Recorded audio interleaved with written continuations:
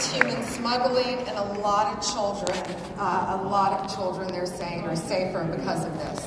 Let me ask you a question. President Trump, and this has made headlines on what you were just talking about, we've designated these cartels as terrorist organizations.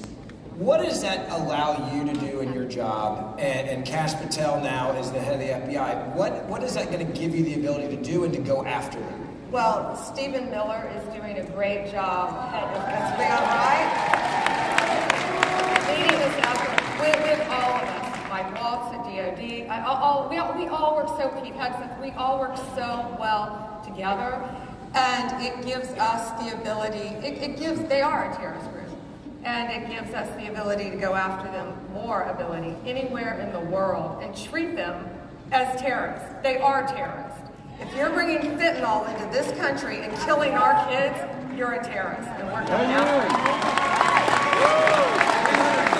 Is the average of dying in this country right now? When you took this job and you hear that number and you saw the inaction from the last administration, how angry did that make you? So angry. You know, I was state AG before I became United States Attorney General, and fentanyl was really just coming on the market. And now with this horrible open border policy, just flowing across our borders, and killing kids, killing adults every single day. And it's criminal that no one was doing anything to stop it. I can't comprehend how any administration, progressive nor conservative, how any administration could tolerate that and let that happen. And it ended day one with Donald Trump when he shut that border. I was at the border back in September. I went with Laura Trump and Morgan Ortega. Yep. And we were in Yuma, Arizona. And I saw first Asian Chinese individuals saying, oh, we're from Cuba. So they wrote down they're from Cuba and had to let them legally walk right in under that administration. But the drugs, the trafficking, I learned a new term, disposable child. The customs, the border patrol agents told me that they saw a little boy and they kept recognizing the same little boy over and over and over coming in. Because if you came into our country as a family unit, they just let you walk right in. Yep. This little child was being trafficked. Yes. Now, how they were getting him back to Mexico is beyond me. If they were bringing him time and time again, he wasn't their family. So who knows what happened to his parents? Well, and I will say, a number of people in the room gasped at a term you use, which unfortunately is a real term, rape tree. Yeah. And it's something that we've been seeing for the last 4 years in Texas. We've seen it in Arizona, that the cartels will go and violently rape women. They'll violently, and then they will hang their underwear in the tree. And you'll find a tree down on the southern border with 10, 20 pairs of underwear as they're mocking law enforcement, saying we can do whatever we want. And for 4 years, the Biden Justice Department, they just turned a blind eye and they facilitated it. You know, you talked about the kids. So they had a policy, if you arrive with a kid, it's essentially a get out of jail free card. And so you started seeing a phenomenon that we've never seen in immigration before, which is single young men showing up with little kids.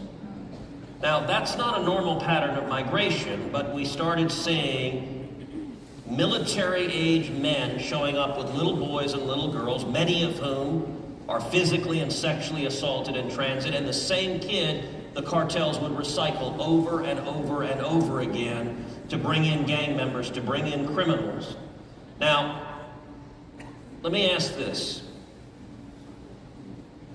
What is most effective stopping the invasion at the southern border? The border, closing our borders, which is what we've done. Donald Trump has closed our border. But now, of course, we all know we have so many of these illegal aliens, fighting age men, ages 18 to 35, in our country, walking around our country.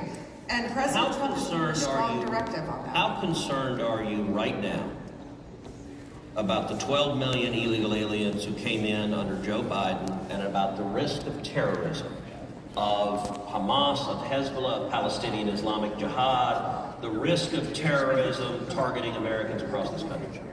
It's a huge risk, and we all know how bad it is now.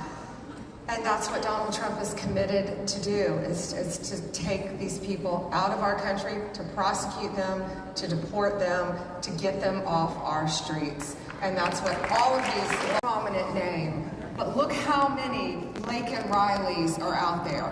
One victim is too many. Jocelyn Nunbury, Rachel Morin. Right. I mean, the number is every day. And I gotta say, so already in the first 2 weeks, you've sued New York, you've sued Chicago.